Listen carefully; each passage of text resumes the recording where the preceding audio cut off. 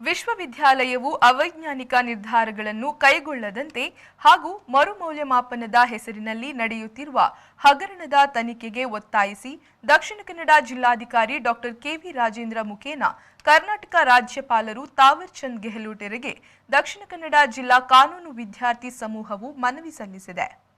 ಕರ್ನಾಟಕ ರಾಜ್ಯ ಕಾನೂನು ವಿಶ್ವವಿದ್ಯಾಲಯವು ಪರೀಕ್ಷೆ ನಡೆಸದಂತೆ ತಡೆಕೋರಿ ಕೋರ್ಟ್ನಲ್ಲಿ ಅರ್ಜಿ ಸಲ್ಲಿಸಲಾಗಿತ್ತು.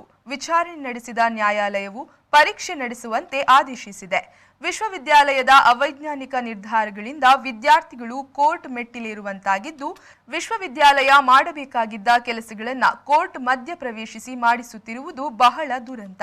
ಆದರೆ ಅಂತಿಮ ವರ್ಷದ ವಿದ್ಯಾರ್ಥಿಗಳಿಗೆ ಈಗಾಗಲೇ ಪರೀಕ್ಷೆಗಳು ಮುಗಿದಿದ್ರೂ ಉಳಿದ ಸೆಮಿಸ್ಟರ್ ವಿದ್ಯಾರ್ಥಿಗಳಿಗೆ ಇತ್ತ ಪರೀಕ್ಷೆಯನ್ನು ನಡೆಸದೆ ಅತ್ತ ಬಡ್ತಿಯನ್ನು ನೀಡದೆ ಕರ್ನಾಟಕ ರಾಜ್ಯ ಕಾನೂನು ವಿಶ್ವವಿದ್ಯಾಲಯವು ವಿದ್ಯಾರ್ಥಿಗಳನ್ನು ಅತಂತ್ರ ಸ್ಥಿತಿಯಲ್ಲಿ ಇಟ್ಟಿದೆ.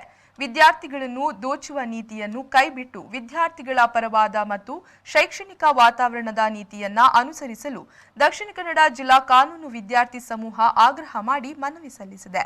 ನಿಯೋಗದಲ್ಲಿ ದಕ್ಷಿಣ ಕನ್ನಡ ಜಿಲ್ಲಾ ಕಾನೂನು ವಿದ್ಯಾರ್ಥಿ ಸಮೂಹದ ಮುಖಂಡರಾದ ವಿನೀತ್ ದೇವಾಡಿಗ, ವಿನುಷಾ ರಮಣ ಬಿಎಂ, ಮನೋಜ್ ವಾಮಂಜೂರು ಹಾಗೂ ಕಾನೂನು ವಿದ್ಯಾರ್ಥಿಗಳು ಉಪಸ್ಥಿತರಿದ್ದರು. ಎಸ್ಎಫ್ಐ ಜಿಲ್ಲಾ ಮುಖಂಡರಾದ ಮಾಧುರಿ ಬೋಳಾರ್, ಕೀರ್ತಿ ಕುತ್ತಾರ್ ಬೆಂಬಲ ನೀಡಿ ಉಪಸ್ಥಿತರಿದ್ದರು.